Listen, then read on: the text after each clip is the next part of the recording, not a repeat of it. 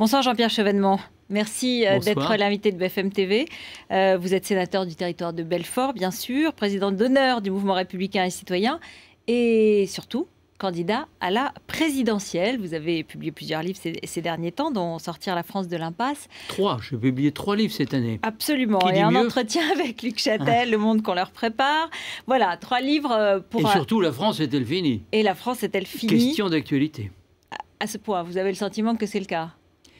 Vous savez, quand un pays est mis en tutelle, et c'est ce qui se mitonne entre M. Sarkozy et Mme Merkel, c'est de donner à la Commission européenne des pouvoirs d'intrusion dans la procédure budgétaire, bref, de priver les parlements de leurs prérogatives. C'est le début de ce que Hubert Védrine a appelé l'Europe post-démocratique. C'est-à-dire que le consentement à l'impôt, c'était la justification des parlements.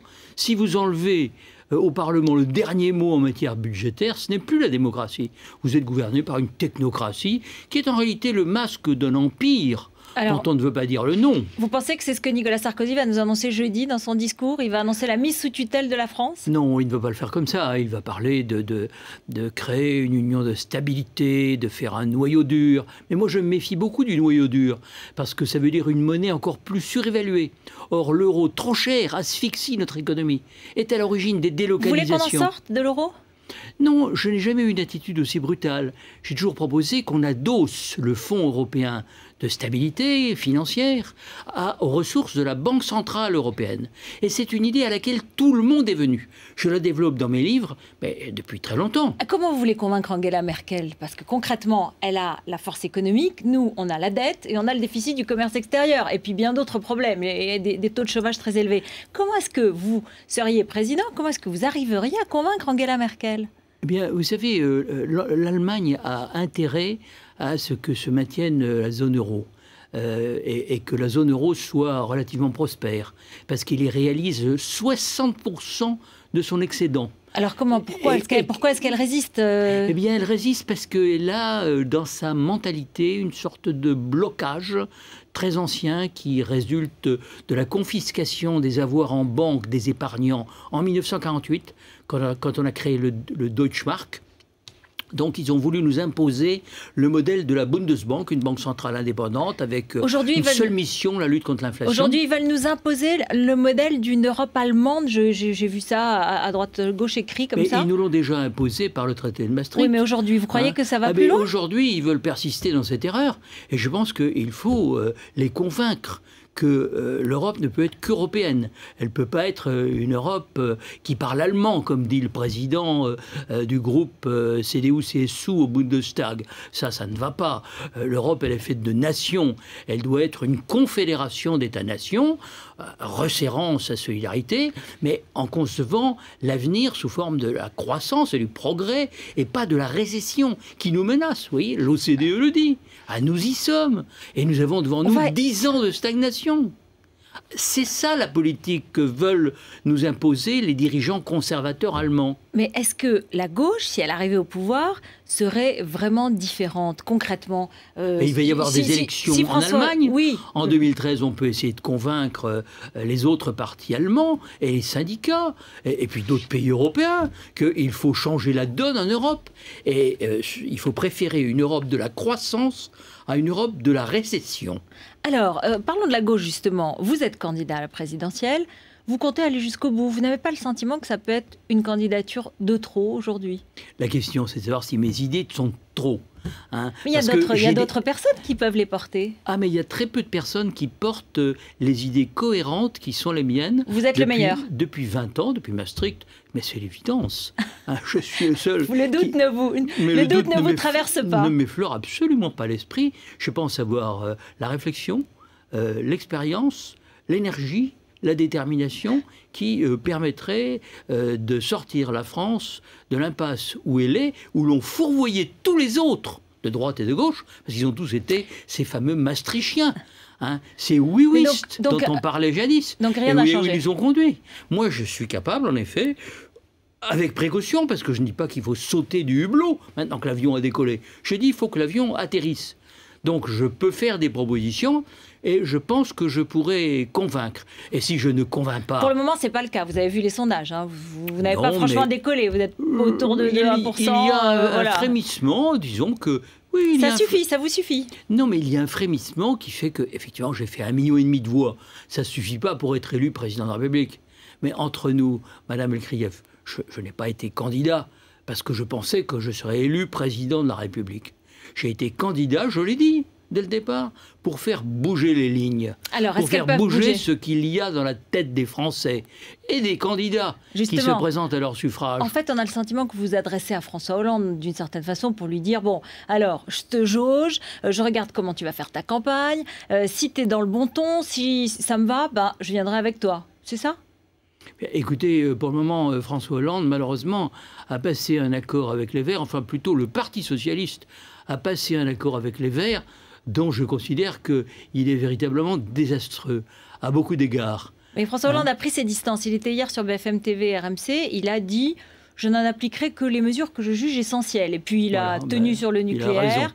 Quand on est candidat à la présidentielle, il faut accrocher au ciel ses étoiles et ne pas se laisser influencer, par exemple, par une combinaison tactique, comme la gauche plurielle, héritée d'un autre temps, qui était une combinaison politicienne. Il s'est fait avoir, il s'est fait piéger, il s'est fait... ça, je ne peux pas vous le dire, mais enfin, j'ai lu M. Cochet, qui disait que le syndrome de Stockholm avait frappé Mme Aubry du fait d'une fréquentation trop prolongée de Mme Duflot. Vous savez, le syndrome de Stockholm, c'est l'otage qui devient prisonnier de ses ravisseurs. Enfin, il épouse... Attendez. Vous voulez dire que Mme Aubry aurait, par sa relation très proche avec Cécile Duflot, piégé François Hollande ? Je ne dis pas ça, je dis qu'elle a été séduite. Vous le laissez entendre, franchement. Elle a été séduite par Cécile Duflot, elle a accepté par exemple la sortie du nucléaire. Et elle a amené François Hollande à signer... Elle l'a forcé ? Par la force des choses. Non, mais je pense que peut-être François Hollande n'a pas lu avec suffisamment d'attention le texte de l'accord PS-Vert. Mais quand même, vous allez très fort, vous dites que les Verts, c'est une secte fanatique, vous regrettez pas ? Non, je venais de lire l'accord PS-Vert. Donc, je dirais que, oui, d'une certaine manière, dans la technophobie et dans l'attitude anti-science, il y a quelque chose de sectaire. Mais j'entendais M. Sarkozy parler de sectaire tout à l'heure. Mais M. Sarkozy, il est en totale incohérence, parce qu'en même temps, il interdit les OGM dans l'agriculture. Mais sur la base de quel rapport scientifique ? C'est une attitude aussi irrationnelle, aussi obscurantiste que celle des Verts dans le domaine du nucléaire. Est-ce que vous savez qu'en surface OGM, il y a 5 fois la surface de la France qui sont cultivées dans le monde, qu'on peut avoir des espèces plus résistantes aux maladies et que ce peut être un moyen de vaincre les famines et la malnutrition. Jean-Pierre Chevènement, est-ce que ça veut dire que si François Hollande vous donnait des gages qui, à vos yeux, vous paraissaient acceptables, là, il semble prendre ses distances avec l'accord PS-Vert, est-ce qu'il y a d'autres choses sur lesquelles il pourrait vous donner comme ça des moyens de vous rapprocher de lui et éventuellement de le rejoindre ou d'appeler à voter pour lui? Il y a une chose essentielle, c'est la construction européenne et l'évolution de la zone euro. S'il est d'accord pour avancer, faire des réformes qui préservent la monnaie unique, si l'Allemagne en est d'accord, ou organise une transition aussi harmonieuse que possible, s'il est d'accord pour marquer l'importance de la nation, qui ne va pas disparaître, parce que la nation... À ce moment-là, vous arrêteriez en route. Je dirais, c'est la nation, c'est la communauté des citoyens. Oui, mais... C'est la conception citoyenne, républicaine de la nation. Si on peut se mettre d'accord là-dessus et sur quelques autres sujets quand même, parce que le nucléaire... Et donc à ce moment-là, vous renonceriez? Je pourrais réfléchir, bien entendu. Vous pourriez renoncer.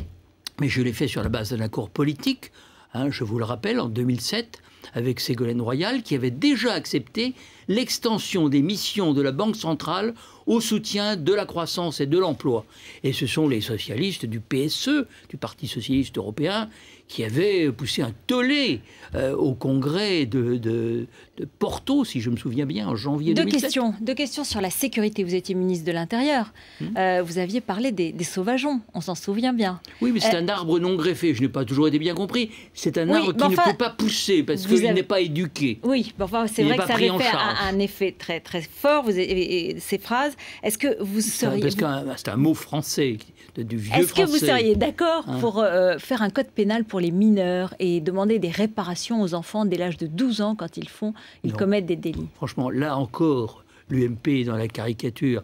On ne transforme pas la législation, on ne crée pas un nouveau code pénal pour les mineurs en abaissant de 13 ans à 12 ans l'âge auquel on va appliquer des peines qui seront la moitié des peines qu'on appliquerait à des majeurs. Tout ça est ridicule.